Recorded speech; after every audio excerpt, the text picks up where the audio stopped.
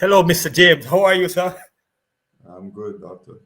Uh, it's a pleasure to have you on this program. I've been waiting a long time to have the discussion. How are you doing? I'm good. You know, I'm Mhm. doing pretty well. Can't complain. Okay.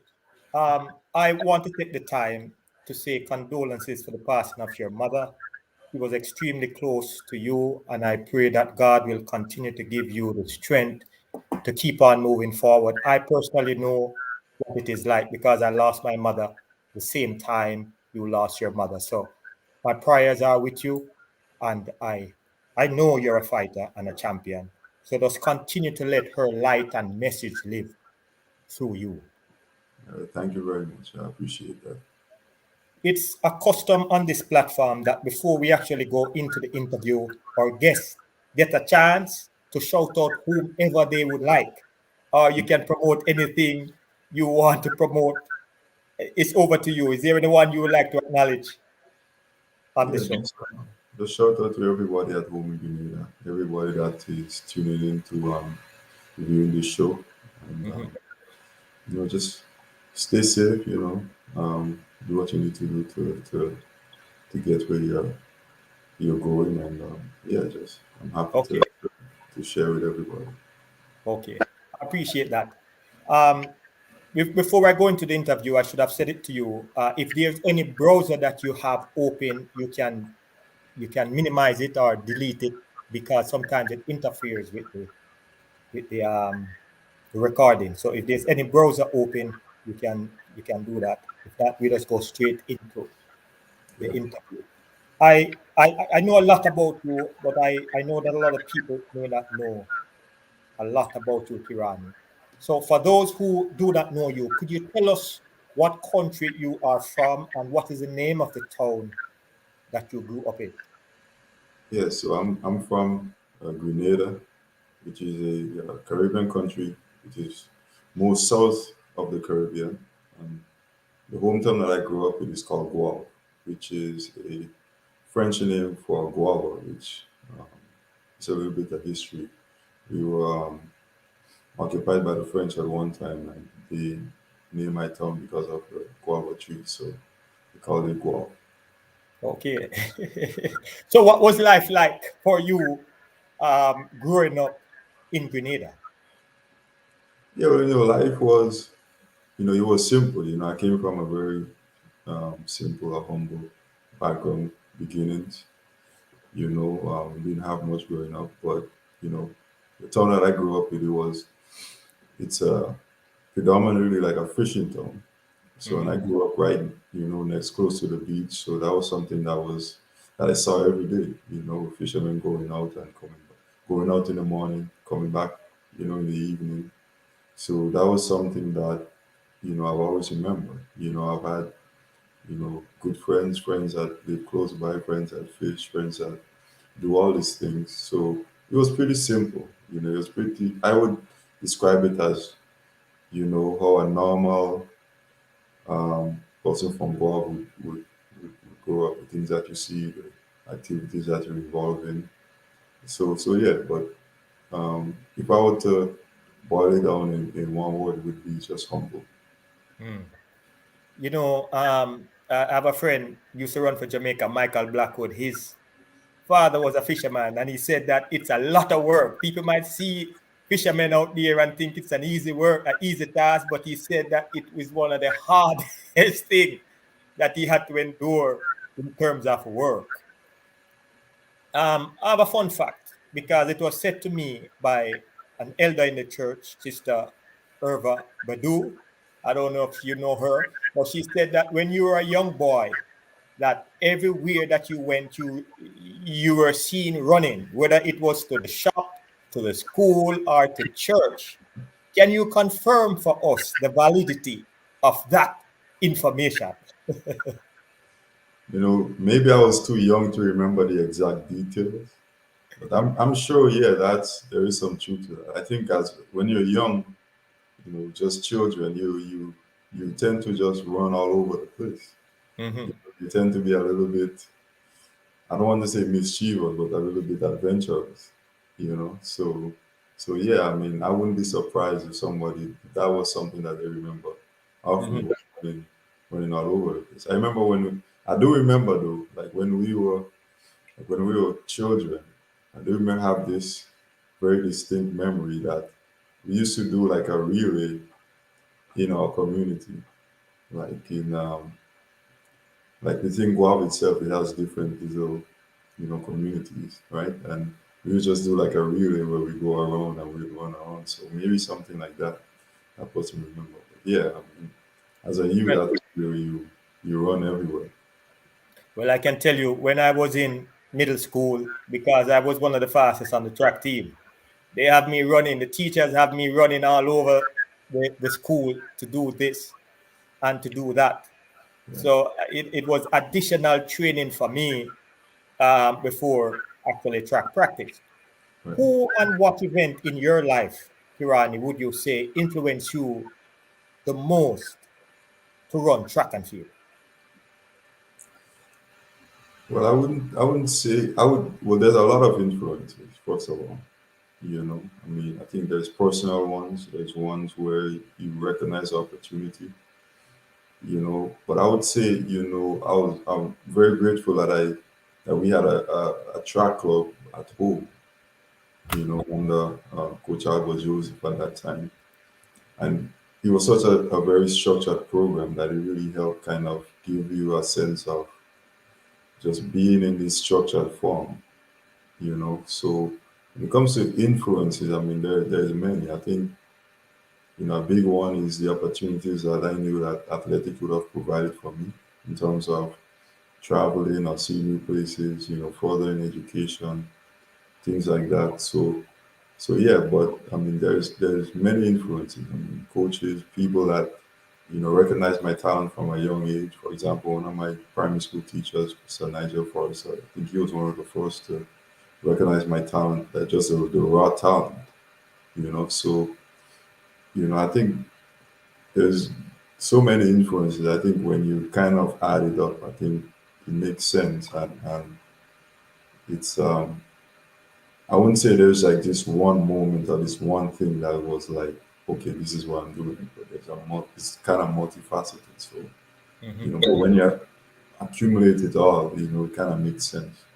Mhm. Mhm. Well, you said it that a lot of people saw that you were extremely talented, and as you say, you had the desire, and the sky was the limit for you. At the age of 14, it was said that you won your first Arifta title competing in the 400-meter under 17 division. How much of that would you say was raw talent, and how much of that would you say was due to training? But I think it was a mixture of both, because I think that year, that was my first year I was training with my club, like I said, in Guava Speed Zone.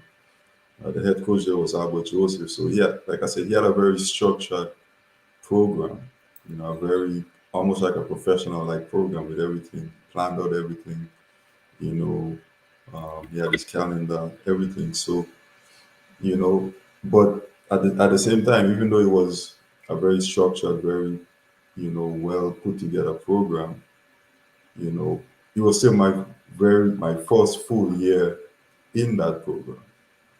So that's what I'm saying. It's a combination of both because you have to be having natural talent. Mhm. At the same time, if you're a part of a program that knows how to, get that talent or get the best out of that talent, then it's kind of like a match made in heaven. So I would say it's a mixture of both. Okay. Well, I know a lot of people in my community. They had a lot of talent, and you're right. They were not, or they were not willing to be a part of a structured program. And this is why you find even in Jamaica, the high schools, certain high schools will perform so great because they have a structured program. But what is the name of the high school that you attended in Grenada? So the high school, so okay, so the primary school was St. John's Anglican School, and then my high school or secondary school, as we would call it, would be Grenada Boys Secondary School. Mhm. So yeah. Mhm. Well, for me, when I was going to school, like a lot of guys, and we waste a lot of time. We were just there sometimes to get the girls, we wanted the girls' attention, and we were just doing it, not because we really wanted to do it. We Yeah. were doing it because we thought it would impress the girl. But at what age you start believing in your ability to the extent of aspiring to become a professional athlete? Yeah, I think that moment happened. So that moment happened when I think I was 13 at the time, and we had a Caribbean Union of Games. No, it was Caribbean Union of Teachers had a Caribbean Games, and that was for like the at the youth level. So you had children that were like 6, 7, 8 years old up to until I think the oldest were about 12 or 13. And like growing up, watching character games and knowing people that has been to character games, you always like hear about the bigger countries like Trinidad, Jamaica, Bahamas always doing well. And every now and again Grenada would have an athlete I would do really well, but it was something that was rare. So when I went to those games, we were competing against all those countries, all those athletes from those bigger, more more well-known countries in that area. So, and I went there and I won the 400 meters and I got second in the 200 meters. I think second.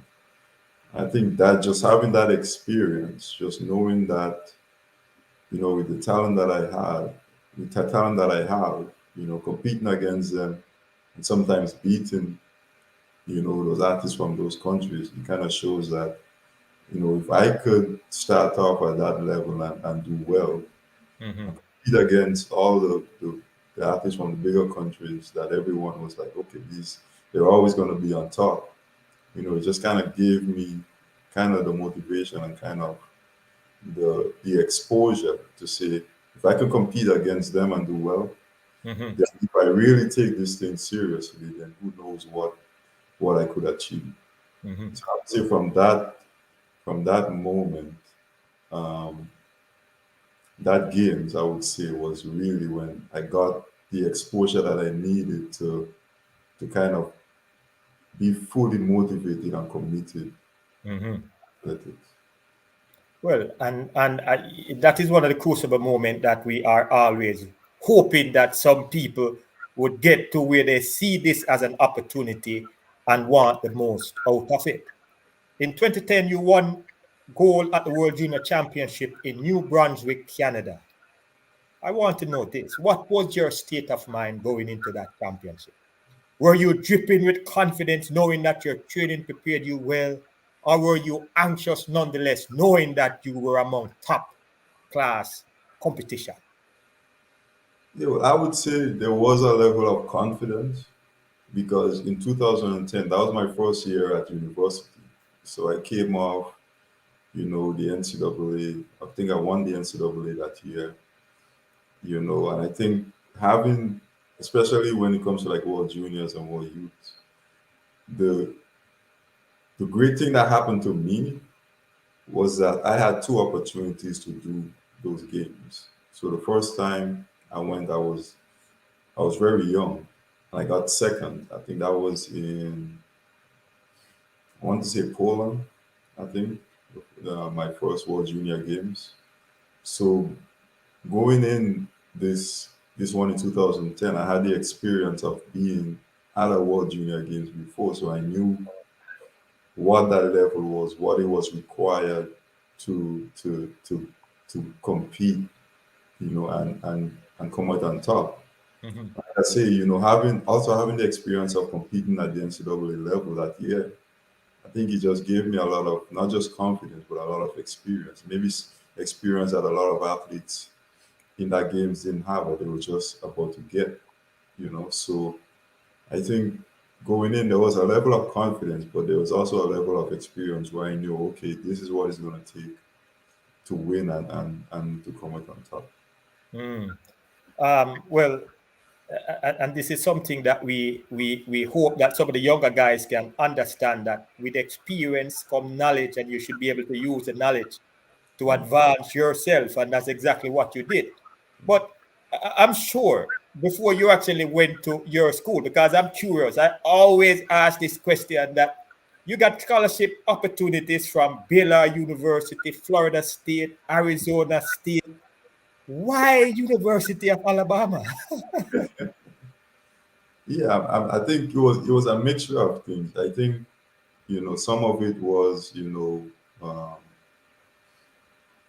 uh, I would say you know not a lot of schools saw the opportunity at that time, like the full opportunity that I was going to leave for university at that time. You know, Mhm, and then for me at the same time, I had good people to help me. So example, and I was home, one of my mentor, Marlon Green, he was very connected with schools and scholarships and how things work at that time. So he got a lot of schools contacted me through him. mhm, But so I had a couple visits from just a handful of schools really that mhm, came to Grenada. And Alabama was one of them. So in return, I had to go there, and visit and see what it was like. So for me, like the way I look at it, going to Alabama, I looked at it this way. I looked at it, okay, I'm going to spend 4 years in this place, you know. And my thought process was, okay, who am I going to be around for 4 years? Who's going to help me grow, not just athletically, but also as a person, to help me become a better person and understand things, you mhm, know. And the visit I had, I mean, they were all good, but there was something about Alabama, the coach, they're still my coach, Harvey Glantz, you know, some of the student athletes, that were there, like Matt Watson, like Brandon Spradley, Aaron Stockstill, guys like that, where it wasn't just about competing and, you know, everything is a competition, but it's, seeing how they interact and help each other out and make sure that, mhm, things are, is just being kind of helpful, you know. mhm. So I think so seeing that and having that experience and knowing those guys, I think was the decision. Okay, these are the kind of people that I want to be around for 4 years. Okay. And the truth of the matter is that a lot of young people your age then would not even think about that. They would think about the fun and all these other things. I, I, I remember when I went to Central Arizona, it was all desert, and I'm trying to figure out, man, I can't, I don't want to be here. But after a while, you found I like it, and you're still at the same place that you first arrived at, and you can see it is working for you. But at the age of 18, being away from your parents, away from your friends, away from a familiar cultural environment like Grenada, how did you cope in Alabama at that time? Yeah, well, like I said, I had good people around to help me. I think it also helped. Like one of our assistant coaches was from Barbados. Coach Houston, Victor Houston. So he kind of understood what the adjustment would have been like for someone of the Caribbean, for someone that's coming here and having that experience, especially in the South, you know, what kind of adjustments or what kind of help that person may need. And like I said, the whole team was like that. The head coach, Coach Lance, was like that too, where he understood that, it wasn't just about me coming there and you know, running fast and putting me on the track and and things like that. But it was about, okay, how can we help, you know, this person, not just Mhm, an athlete, but how can we help this person maximize the opportunity that they have?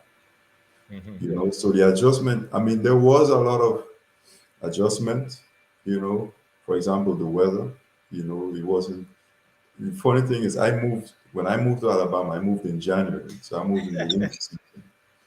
So not just that I had to adjust to, the weather, the climate, the academics. And at the same time, indoor season was starting. So it's almost like you have to adjust on all fronts, Yes, you know? And like I yes. said, I had great teammates there to help me, like the ones I mentioned. when I need a Mhm. ride somewhere or I need to do something, like they were always there. Mhm. So the adjustment, I'm sure if I didn't have, folks like that around me, then the adjustment would have been harder. But I think Mhm. having them there kind of made it a bit easier. I mean, it was tough nonetheless. I'm not saying it was just a walk in the park for me, but I'm saying just having people that you know that you could have relied on Mhm. made it a bit more easy. Gave me a lot of more assurance where competing, I could focus on actually competing, And and doing well. And that is a good thing because one of the reasons we have this show too, because we hope your story can inspire others who talented like you, because we have a lot of athletes who leave different parts of the Caribbean and Africa. They come here, they pick the wrong school, they don't have that level of support, yet they expect to run fast. It really don't work that way. Um, but the history speaks for itself because you dominated the NCAA collegiate championship immediately, which shows that the way how you were processing the information in terms of the selection was the right way to go. You won the 400-meter both in your freshman and your sophomore years, which, in my mind, in all of us who are watching now, would say that was a remarkable achievement. You talk about it, some of the issues that you were faced, but what were some of the psychological and the emotional and the physical challenges you were faced with while preparing for these championships? Well, I wouldn't say there was much to deal with psychologically or anything like that. I mean, physically, obviously, I think my second year, I had a little hip injury. So that was something where it was actually managed really good by the coaching staff, by the training staff, where it was at a point where, you know, I wasn't on the track just to run. Mm-hmm. I think my second year I only did like one meet before like the SEC championships, you know. And that was, just the coaching staff and everyone just being careful. I think I did a couple relays, but it was never about, okay, we have to put, this athlete on the track every week or anything like that. Mm-hmm. From that aspect, I was managed pretty good, So in terms of psychologically, I think, sometimes they say ignorance is bliss. So I think, especially in my first year, where it was like all I wanted to do was just run. You know, Mm-hmm. I didn't know or understand, who was in the race, or I mean, I knew the athletes, I knew some of the history and the times, Mm-hmm. but it wasn't to a point where it was so detailed where, you look over your lane and you'd be like, okay, that guy, I know this and that and that. It was like, okay, I'm here to compete, run fast, turn left, you know, that's it, you know. Yeah. Yeah. So for me, that was kind of like the whole mantra going forward, and I Mm-hmm. think that, like I said, it it helped too because, like I said, on our team, like it wasn't that kind of pressure of you have to compete and run fast, Yeah. and otherwise you have to worry about this might happen or that. It was just like especially my head coach, he was like, okay, we know your talent, all right. So all you have to do is just go out there and showcase that. Don't worry about anything else. Don't worry about who's in your lane or what's gonna happen after. Just come compete. Train. Try to keep you healthy. Try to do what we do, and you just have to show up on the track and compete. So would you say that in terms of the development of your mindset and your discipline and your dedication, if you had to compare it to where you were the first 2 years, what were the additional things that you felt helped you to mature and embrace that level of discipline and that embrace that level of dedication? Um, what would you say really influenced that? Well, I think like I always try to draw from experience. Mm-hmm. And as I said earlier, I started training in a very structured program since I was young. Yes. So I think when that happens, all you to be in such a structured program, you have to be disciplined, you have to be committed, you have to do all the right things. Yes. So I think all of that kind of carry over, and even to this day, some of those traits is still there because it's almost like it's a basis requirement for you to do well anyway. You Mm-hmm. know, like if you don't have those qualities, it'll be hard for you to perform at a level where you can fulfill your whole potential. Mm-hmm. So having those bases, having those that foundation, the fundamental things from at a young age, I think it carried over from since when I was in college as a young professional and to where I am now. Mm-hmm. So I, I would say, having that experience, especially at the youth games, Carifta games, you know, World Youth, World Juniors, I think for me, having those experiences, I think just helped me understand where I am and what the sport is, what I need to do to be successful. Mm-hmm. So Well, I would, trust me, I like what you're saying, and I hope those who are watching will really understand and grasp the lesson based on what you're saying, because it doesn't matter how talented you are if you don't have that way of thinking. It's going to be hard to achieve your highest potential in any event, even if you're just a regular guy on the street. Now, yeah. me personally, well, you have said it. Go ahead, talk. No, I was saying too, like you would know, like for example, like when I was to train with Speed Zone, Mm-hmm. right? Like so we would start training maybe like in September, October, or something like that. And you would see like a whole big group of athletes, right? And over the years, as I got to be one of the senior members, you start realizing that you start off with this big group of athletes, right? And by the time New Year's, so you have Christmas, and then you have New Year's Day, which is holidays, the group just shrinks. Yes, And that yes, kind of tells you who is serious, definitely, you know? Like definitely. I remember one time and we were training and I was training with Speed Zone and I showed up for training on like Christmas Day, you know. And my coach looked at me like, you know, kind of like he was kind of taken aback because he was like, you know, most athletes would think, okay, we have the day off, Yeah. you know. But for me, it was like it was another day of training, Mm-hmm. you know.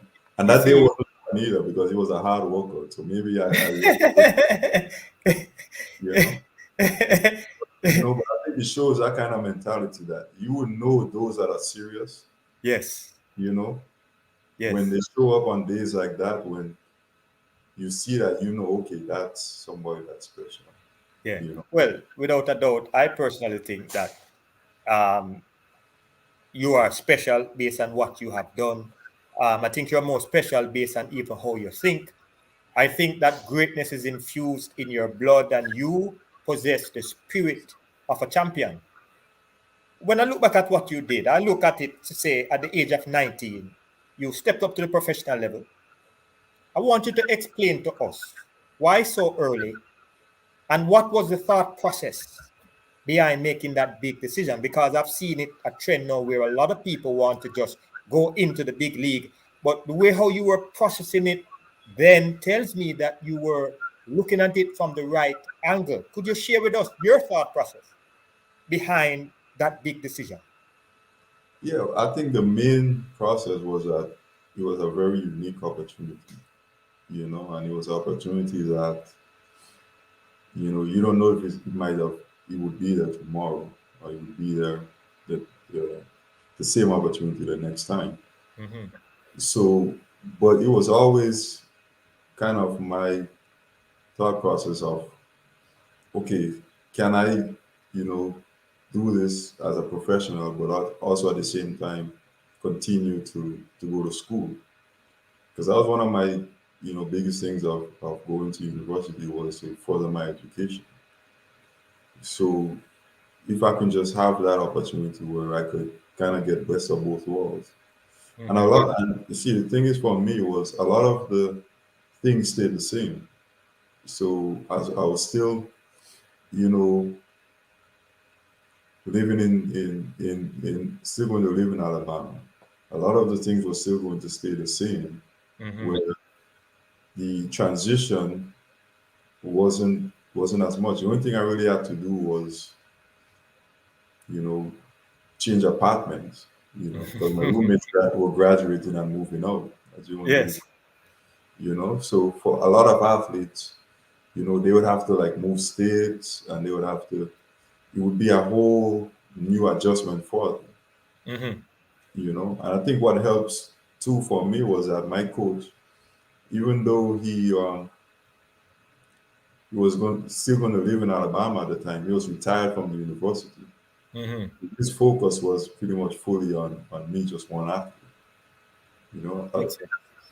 like a lot of times when athletes, when they move professional, especially from the collegiate system, and even though they still, they don't change states or anything, and they still have the same coach. Well, that same coach might have, a whole team they have to take care of. So that athlete might get less attention and things like that too. So, for me, it kind of worked out almost perfect. If I were to describe my transition from a collegiate athlete moving to professional. Mm-hmm. Well, I tell you, it is often said that the transition to the professional level is tougher than most people imagine, because even though I finished school, I was running great, I got contracts. Money wasn't the issue for me at the time. This is where we find that most athletes tumble for some of the reasons that you are explaining right now. And we find that this process usually break more athletes than it actually developed. But in your case, you started winning at the professional level as soon as you stepped on the track, and you kept on winning for some time. What were some of the biggest challenges becoming a pro, and how did you overcome these challenges? Like I say, a lot of it for me was a very easy transition. You know, so a lot of the things stayed the same. I still, like I said, I still had the same coach. Still living in the same town. So, that was. I think the only thing is that you have to start doing a lot of things on your own. You know, you have to start. Like there isn't, you know, a teammate to wake you up in the morning or anything like to go to training or stuff like that. So, a lot of it you just have to be, just somewhat independent and understand what you have to do day in day out, and not trying to Mhm, depend on somebody to kind of keep you in check. mhm. It's good to have people that care about you, and even if you call them, they're gonna be there for you. At Yes. the same time, you have to really take the initiative as to what you have to really. And I think yeah, is I think also is just who you're around, and what you want to be. So You know, like my first 2 years as a professional, I was still living with roommates. Yeah, so and what yeah, and so some of my roommates were still teammates that I ran with at Alabama. Mm, So they were still kind of in tune as to what the whole process is, as to what is going to happen, as to what you know, like our goals are still similar enough where there isn't any issues. mhm. Well, as I said before, I hope even some of these developing athletes will listen to what you're saying, because it's humility that would make you not change a whole lot of things. I've seen where people start making the money, they went out, they get bigger apartments, they get cars, and they're actually bringing more issues into their lives than actually making it easier for them. In 2011 at the World Championship in Daegu, South Korea, you won your first senior world championship title in the 400 meter, running a personal best of 44.60, becoming the youngest 400 meter world champion at the age of 18. Impressive to me was this performance. Being so young, how did you have to dig, or how deep did you have to dig to manifest that level of victory? And I know you had some experience prior, but what was your secret, Kirani? Well, it's it's hard to say because at that time, you know, I just wanted to compete to the best of my ability, you know. And like I was saying, I've always been in a situation where I've competed against athletes that were a lot more experienced than me, you would say. So my first world youth, my first world juniors, I was competing against guys that were already somewhat established. In some cases, some of them were already in college, some of them maybe even pros, you know. So having that, so going in, my whole thing was okay, let's draw from all these experiences, compete to the best of my ability, and just try to perform well, do well, and not worry about any of the externalities or what's gonna happen. Just try to compete Mm-hmm. and you try to keep that mentality, throughout your whole career because at the end of the day, like that is just it. That is the whole business is to compete to the best way that you can and perform. Try to perform the best that you know Mm-hmm. that you can. You Mm-hmm. know, if that's your focus, if that's the basis of all your races, then you're gonna do well because what you do is you alleviate all of these other externalities, all of these other pressures that you think Mm-hmm. might come with Mm-hmm.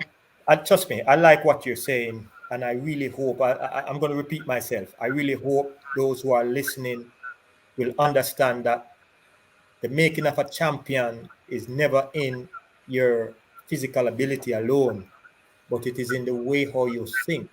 And even though you had more material stuff, you didn't focus a whole lot on the material things. You focus more on the things that you needed to do in order to be the best you can. But after you won that world championship in South Korea, it was one of the first medal that your country, Grenada, had ever won at any championship level. I'm sure there must be some life-changing activities and events that went on in your life. Could you tell us some of the life-changing stories that you got based on the performance in South Korea? Yeah, I think it brought a lot of attention to my country. You know, I think that was always kind of the main goal when you step into a championship is we all are representing our country. And since we've never had an outdoor world champion, we've always had indoor world championship with Ali Francis. So on that level we've always been recognized, but never in outdoors. So for me to go out there and kind of show people, especially in that final, because we had two guys from Grenada in that final.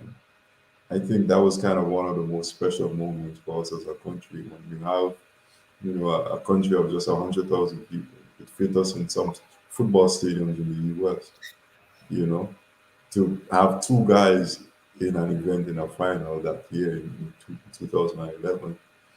I thought that was, one of the best ways we could kind of showcase our country, Mm-hmm. you know. Mm-hmm. And for me, that was like that was it, So yeah, we had a guy that won, but people can, you know, s- kind of get interested in Grenada and kind of see what is it like. Some people never heard of it. Mm-hmm. So just being out there and representing them and just putting us kind of on that map, on that kind of platform. Mm-hmm. I think that for me was special on its own. Mm-hmm. And you always said that your people are a proud set of people, and that after this, after those performances, you couldn't tell anybody from your country that hey, we don't have the greatest, because they supported you more than any other Caribbean country. In my mind, in my eyes, they loved you regardless of what you did, and that is something that I personally hope that more of the Caribbean countries would appreciate their athletes the way how Grenada show their appreciation to you. In the London 2012 Olympics, you won your first 400-meter Olympic gold medal in a time of 43.94 seconds. And this also made you the first non-US runner to break the 44-second mark. With all your major victories, your high level of humility stayed intact. Most people would lose their focus with such monumental achievement, but not you. Tell us, Kirani, what drives you to stay intently focused and humble? No, I think is, you know, I think just understanding where I am and who I am, and just being true to that. I think, but also having good people in your life. I think when you have good people in your life, that really care about you, then you don't have to prove anything to them. Mhm, You don't have to try to showcase anything because they know it all. They mhm, know where you came from, they know what motivates you, they know what you care about. So you don't have to try to impress them or try to do anything out of the ordinary, I would say, yes. you know. And if you need somebody to talk to, you know that no matter what, you talk to them about, you know, whether it's good or bad, that person is going to care about you, support you, and love you no matter what. Mhm, So I mhm, think just having that in your life, and just understanding that, for me, like I really kind of see my journey kind of as a blessing. You mhm, know, it really is, and it's just God's way of just showing me that, you know, He just put all these things together for me that, you know, just mhm, to kind of show that He's there in my life. mhm. Well, I can tell you in track and field, you're blessed and fortunate because in a lot of these Caribbean countries, people only love you when you're winning. If you're not winning, you can't call them anymore. The media don't want to talk to you, and it's just pure criticism after criticism. In 2013, you finished seventh in the World Championship in Moscow. What happened? Yeah, it just wasn't. I don't want to get too much in detail about that because it's one of the memories I try to not forget, but learn from it. But I just wasn't there. I just wasn't up to it. You know, I don't think I was fully healthy. I don't think I was feeling great that day. So it was one of those moments where things didn't just happen the right way for me. Mhm, You know, mhm. Well, with all the challenges, and I know you don't want to get into it, you bounce back right back. You didn't stay down for long. In 2014, you won the Commonwealth Games in Glasgow, Scotland, with an impressive time of 44.24.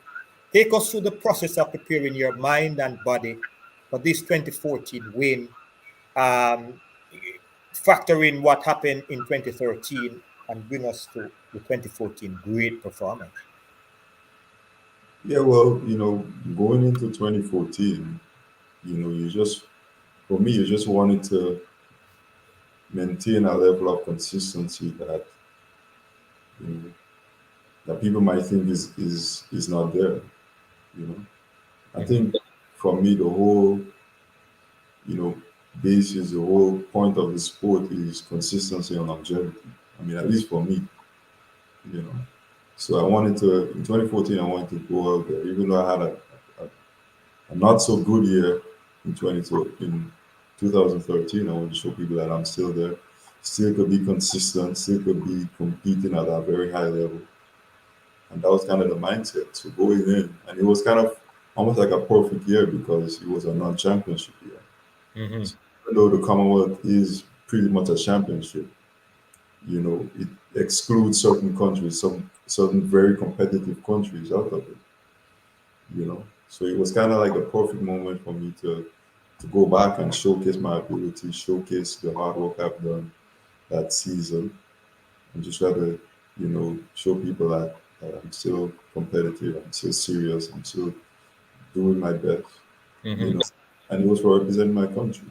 I'm mhm, not sure how many Commonwealth wins or medals we've had at that point, but it was also another opportunity to showcase and to kind of make history in that way, you know, for my mhm. country. So And Yeah. Yeah, and you did great, no doubt. And I think it followed over because in 2015 at the World Championship in Beijing, you won a bronze medal. I watched that race and I saw where all three medalists broke the 44-second barrier. Very competitive race. Um, in hindsight, though, tell us, is there anything you could have done differently in that race that would have resulted in you coming out on top? Or were you satisfied knowing that you left everything on the track that day? Yeah, I think it's a bit of both.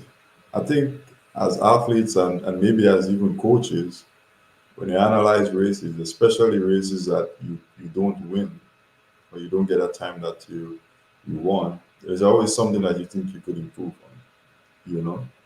So for me, yeah, maybe, if I was closer to them, in the first 300, maybe it would have been more competitive, but at the same time, I was really satisfied because, the guys that, well, all the guys in the race are not that fast, but, you know, more specifically, the top three guys, I think, it was kind of like a history making race because it's the first time I think all three guys ran under 44.7. I mean, ran under 44 seconds, you know, in a Mm-hmm. final.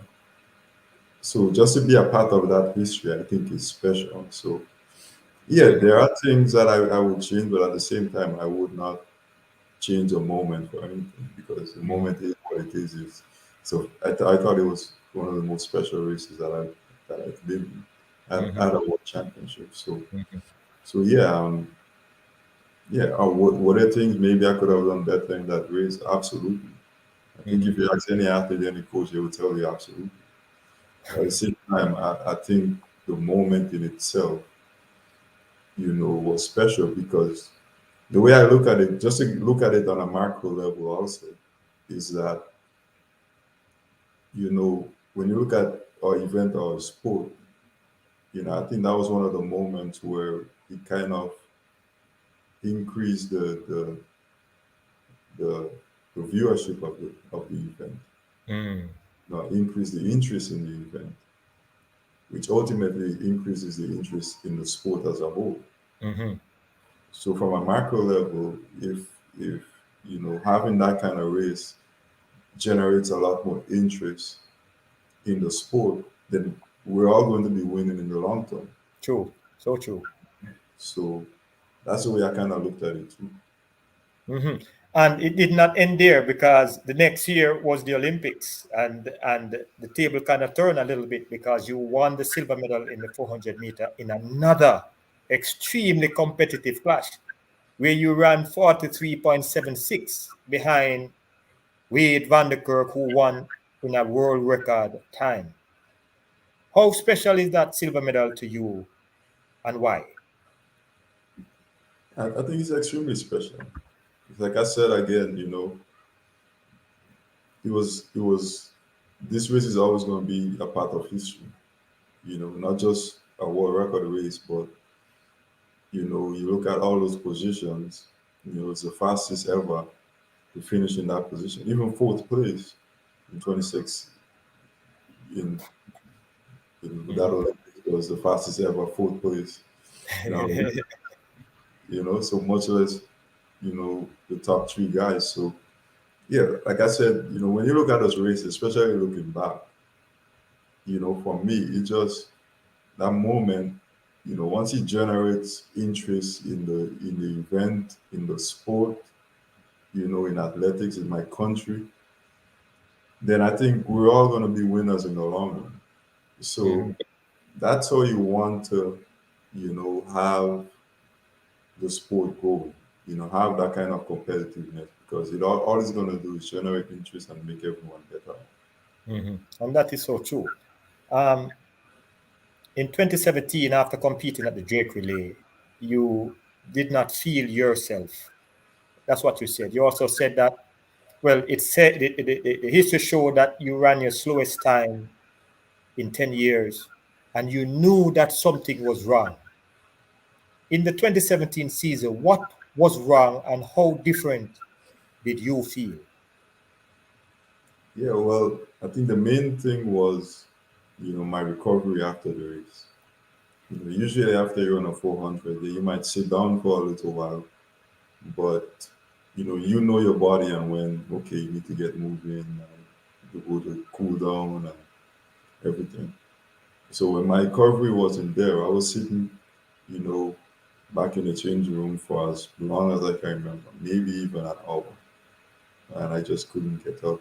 You know, just couldn't recover the way that I usually do.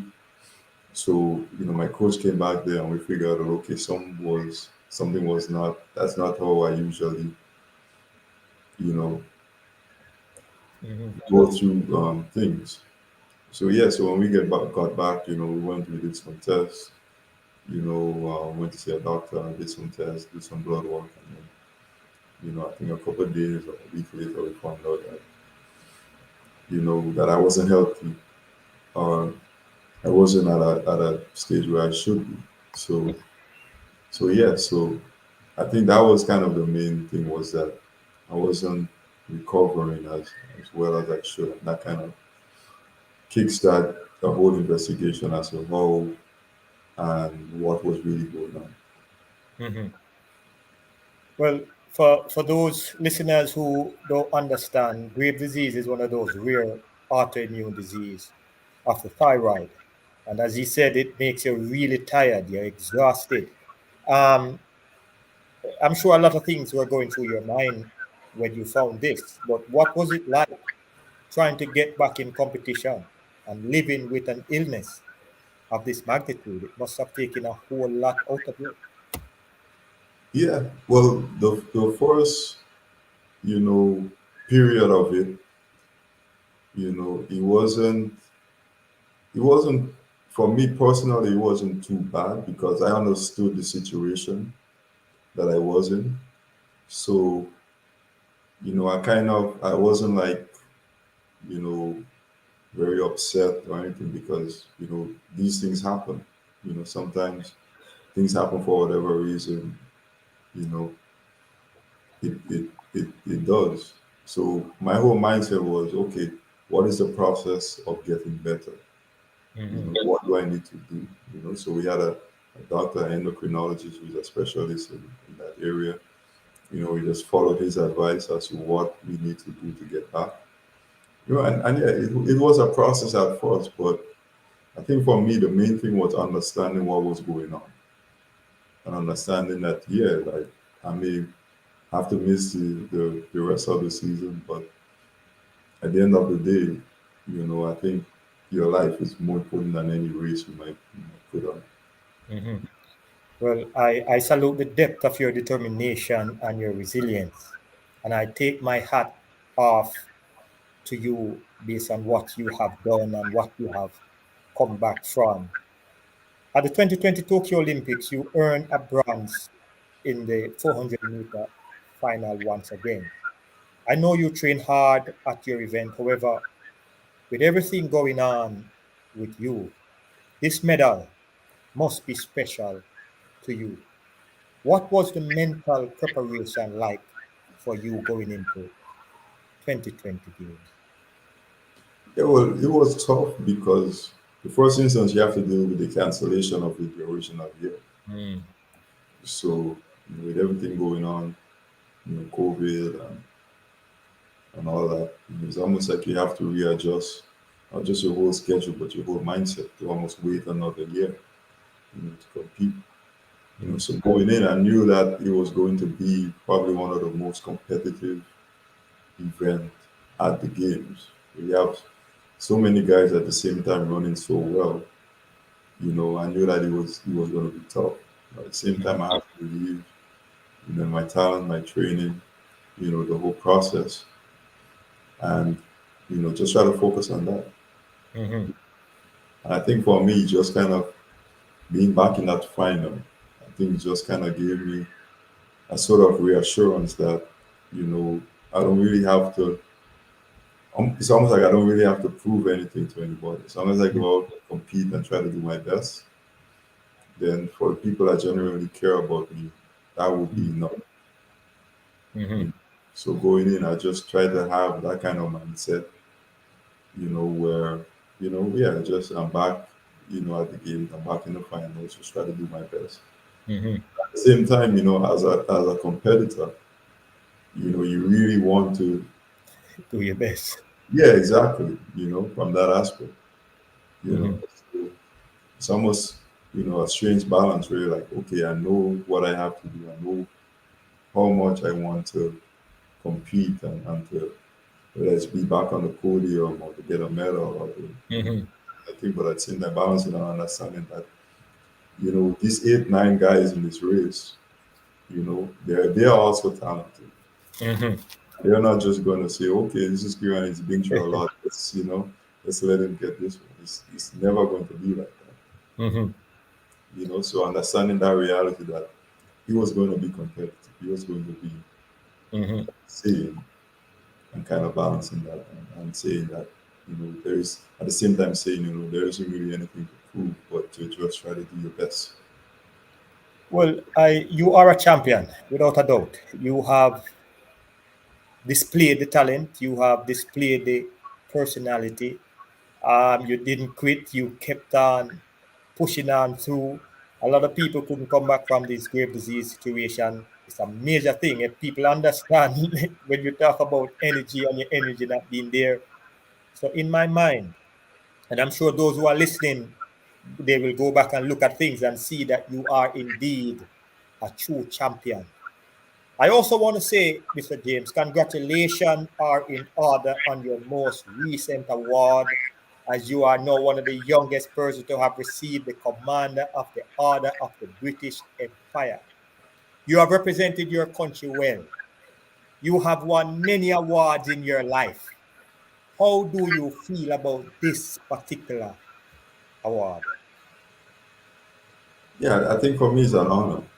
It's a big honor because this it came from not just people home but people abroad. Mm-hmm. Just them nominating me for that and it being accepted. It is a huge honor for me. So I think it shows that I've always tried to represent my country well. I've always tried to do what's best. But I think in my way of of representing my country and just trying to make us a lot more well known, through sport, through that aspect, to me as who I am as a person. So yeah, I mean, it was a huge honor. At first, I didn't really know what it meant or how much of a big deal it was. I've always heard of, you heard of like knighthoods.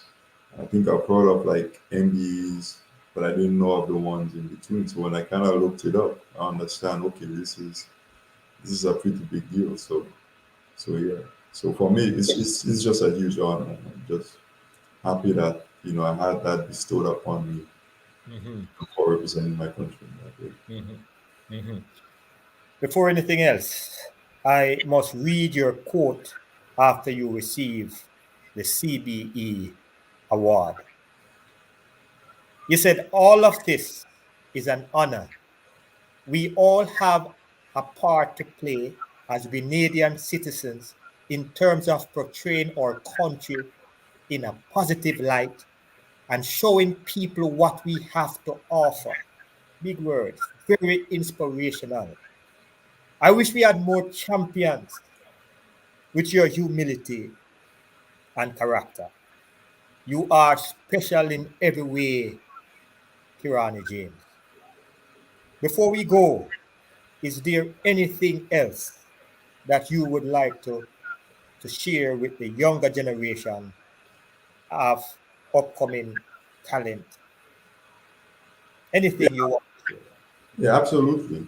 I want to tell, especially the younger athletes, that you know, sport, is something that when you started as a young age, you get certain fundamentals that you carry with you for a lifetime. The discipline, the commitment, the focus. So if you're going to do sport, especially athletics, you have to really want to do it. and take it seriously, you know. Because without those that foundation, the discipline, commitment, focus, being around good people, you know, you Mhm. will achieve the heights that you want to. Even if you're not doing sport for the rest of your life, but that applies for you in all of your life. And I just Mhm. want to say, just try to be around good people. Be around people that, you know, that enhances your perspective, that gives you something more than they take away, Mhm. you know. And always Mhm. just try to be around that and try to be a positive influence. Know what you want, know who you are, you know. Always Mhm. be true to yourself, and at the same time be fair to other people. You know, Kirani, you have dropped a lot of nuggets here this evening. A lot of the athletes who are struggling, they are struggling now because they don't have the right people in their corner. I don't know what it is, but they tend to trust the wrong people. They don't have the character that you're talking about, the discipline, the dedication, the commitment, and the focus. I really hope that they would pull from what you have to say, and I hope that you will continue to share your message to the world and this younger generation because, in my eyes, you are an hero. You have done great things. And again, I thank you for coming on this platform. I wish you all the best in everything that you do, Mr. James. Thank you, Mike, for making the connection. I must appreciate it. Show appreciation. Sister Irva for pushing it through for us to get Kirani James. It is truly a pleasure, my brother. And this platform is always open for you. Any last words you want to share? I just want to say thank you for inviting me. I think that it's a very interesting conversation we had.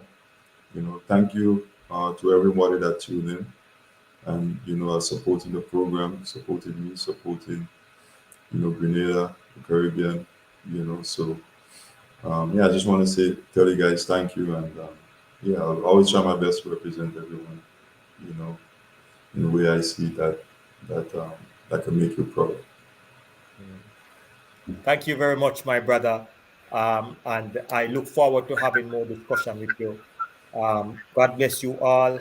For those who have not subscribed to the channel, please go ahead and do so because one of the purpose of this channel is to highlight careers of individuals who deserve it, who earned it. This is a home where anyone who deserve it can come and share your story, and you don't want to miss some of the stories. We have a very good lineup. Mr. James, thanks again, and may God continue to bless and keep you and your family safe. Thank you, my brother. Yeah, thank you.